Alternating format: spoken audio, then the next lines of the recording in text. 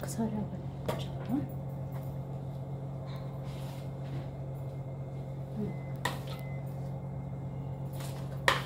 తీసారా? అండ్ పెసరపప్పు పచ్చడి చేసుకుందాం.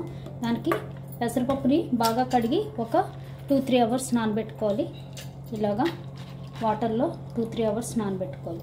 ఇలా పెసరపప్పు వేసుకుని ఇందులో రెడ్ చిల్లీ, ఒక కారానికి సరిపడ రెడ్ చిల్లీ, అలాగే ఇంగువ కొంచెం ఎక్కువే బాగుంటుందండి దీనికి. ఇంగువ వేసుకోవాలి. అలాగే కొంచెం సాల్ట్, సరిపడా సాల్ట్, అలాగే కొంచెం జీలకర్ర ఒక 2-3 స్పూన్స్ జీలకర్ర వేసుకోవాలండి.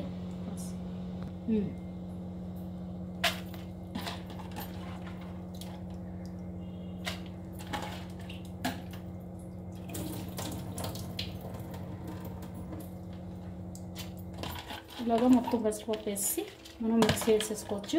ఇక రెడ్ చిల్లీ అవి మటుకు మనకు కావాల్సినంత వేసుకుంటే సరిపోద్ది.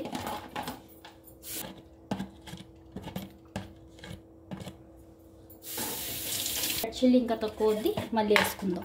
అలాగే కొంచెం కుమిన్ సీడ్స్, అలాగే కొంచెం సాల్ట్, అన్నీ ఒక 2-3 స్పూన్స్ అండి వేసేసి ఇది మనం మిక్సీ వేసుకోవాలి మెత్తగా.